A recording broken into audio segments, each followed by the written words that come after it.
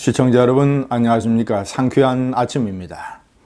문재인 좌파 정권이 초등학교 교과서를 좌편향으로 만들기 위해서 어떤 일을 저질렀는지 그 충격적인 진상이 드러나고 있습니다. 검찰의 기소에서 밝혀지고 있습니다. 제가 그 내용을 핵심적인 것만 추려서 말씀드리겠습니다. 첫 번째, 이 일은 문재인 좌파 정권 집권 직후에 발생하게 됩니다. 2017년 5월 대선을 통해서 집권을 한 4개월 후에 2018년도에 쓰이는 초등학교 6학년 1학기 교과서를 완전히 개조하기 위해서 이 음모가 시작이 됩니다. 교육부가 주도를 하는데 교육부가 나서서 이런 일을 하면 논란이 생길 것 같으니까 실무적인 일은 출판사가 그 집필 책임자와 합의를 해서 고치는 식으로 모든 일을 조작을 합니다. 원래의 집필 책임자 진주교대의 박용조 교수는 하나도 모르게 먼저 교육부의 비밀위원회를 만듭니다. 어떤 내용을 얼마나 고칠 것인가. 이 비밀위원회에는 참여연대, 역사, 교육과 관련된 시민단체 이런 좌파 성향의 인사들이 다수 참여하게 됩니다. 그리고 이들이 이런 개조 작업을 주도를 하게 됩니다. 전부 213개를 고칩니다. 먼저 무엇을 어떻게 고칠 것인가 이 틀을 짜놓은 다음에 실무적으로 출판사가 집필자들과 협의를 해서 고치기로 합의한 것처럼 그래서 협의록을 위조합니다. 가장 충격적인 것은 그 집필 책임자, 집필 이 교과서 내용의 수정을 교육부의 입맛대로 고치는 것을 거부한 진주교대 박용조 교수의 도장을 도둑 날인을 합니다. 그래서 교과서를 고쳐서 213군데를 고치는데 핵심적으로 어떻게 좌편향으로 가지고 갔는지 제가 핵심적인 내용만 말씀드리겠습니다. 첫 번째, 대한민국 수립이라고 되어 있는, 그러니까 과거에 박용조 교수는 이렇게 얘기를 합니다. 자기는 보수 성향이지만 교과서를 집필할 때는 철저하게 중립적으로 했다.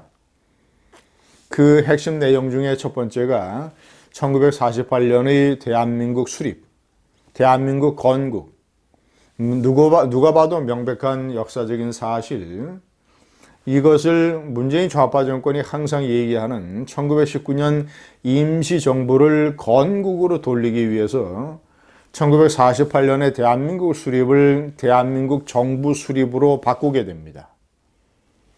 두 번째는 북한은 여전히 우리의 평화와 안보에 대한 위협 요인이다. 위협적인 존재다. 이 표현을 아예 빼버립니다.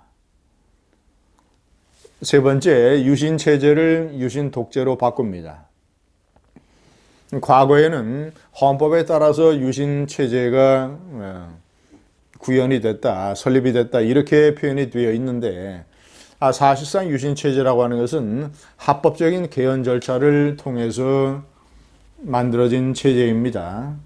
그 내용 자체에 박정희 대통령이 국가의 역량을 총결집해서 김일성 공산 집단과 맞서서 중화공업이라든가 또는 자주국방 이런 것을 하기 위한 총체적인 국가 역량 집중 체제, 내용은 그런 것, 형식은 합법적인 헌법 개정을 통해서 이룩한 체제입니다. 이것을 유신 독재라고 하는 자의적인 표현으로 완전히 바꿔놨습니다. 초등학생들에게 독재라는 단어 자체가 주는 의미가 어떤 것입니까? 그 내용과 상관없이 독재는 부정적인 것이요, 악이요, 독재는 타도되어야 될 대상이 아니겠습니까? 초등학교 6학년생들에게 박정희 대통령의 경제 발전과 근대화를 가져왔던, 자주국방을 가져왔던 이 유신 체제를 완전히 괴물 같은 존재로 바꿔놓은 것입니다. 네 번째, 새마을운동 관련 사진을 삭제한 것. 새마을운동은 잘 아시다시피 전 세계의 특히 후진국들이 모범적인 사례로 삼는 저개발 국가의 농촌 발전 하나의 패러다임입니다. 자, 이런 네 가지를 핵심적으로 해서 전부 213개를 바꿨습니다. 5.16 군사혁명도 그 내용을 원래는 4.19 이후에 정부가, 그러니까 들어선 그 민주당 정부를 얘기하는 것이죠. 각계의 여러 가지 국가 개발이라든가 이런 각계의 요구에 부응하지 못해서 군부가 일어나서 정권을 잡은 것이다 라고 설명되어 있던 것을 국가의 경제개발 계획에 따라서 군대가 축소되자 이에 대한 불만을 품은 군부 세력이 정권을 잡았다. 이런 식으로 부정적으로 묘사하고 있습니다. 이런 내용을 고치기 위해서 출판사 직원으로 하여금 협의록을 위조하게 만들고 집필자 박영조 교수의 도장을 도둑 날인하게 만든 교육부. 그런데 더욱 놀라운 것은 검찰이 불구속 기소한 대상은 교육부의 과장 한 사람, 연구사 한 사람, 출판사 직원 한 사람, 세 사람에 불과합니다. 아니, 교육부의 과장이나 연구사가 무슨 자기가 시대적인 사명 의식이 있다고 해서 자기가 책임지고 이런 거대한 조작과 왜곡의 일을 자기가 어떻게 책임지고 할 수 있겠습니까?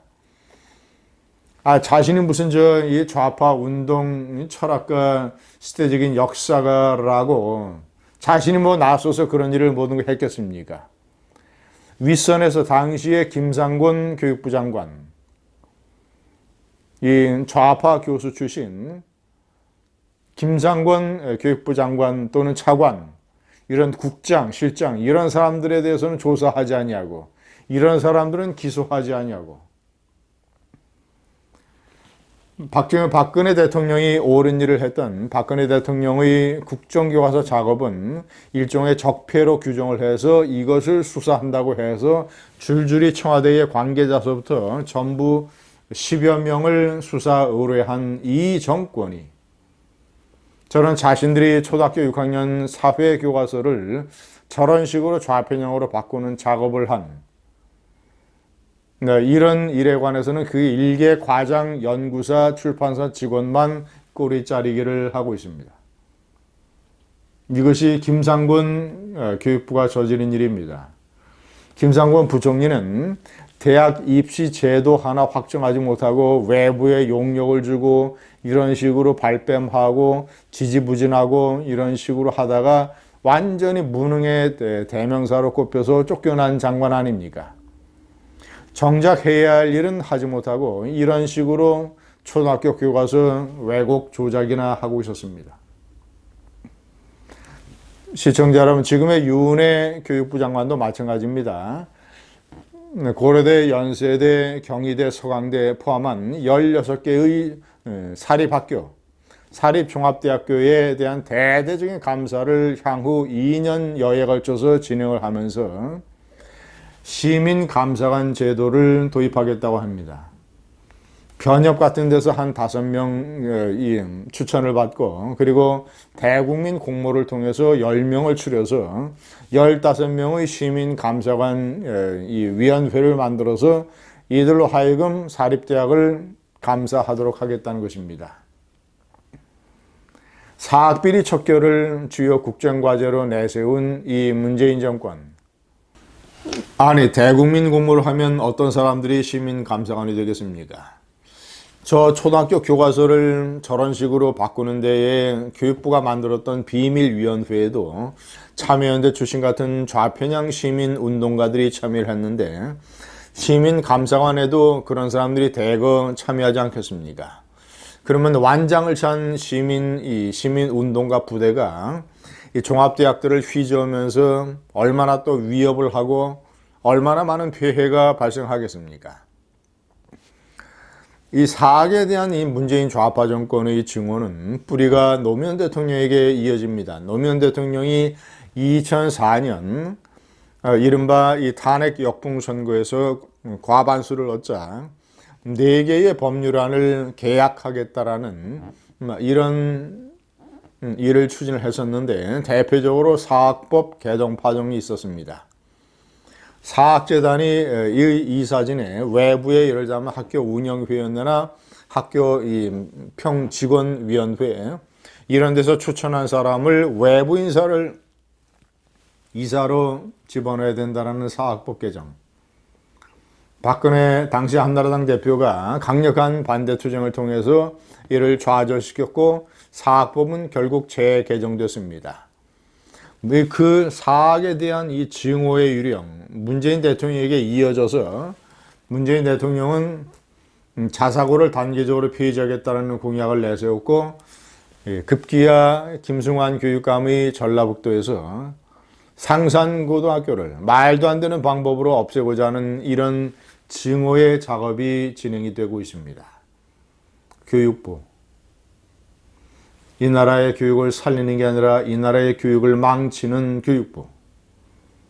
김상권서부터 윤회에 이르는 이 좌파의 유령.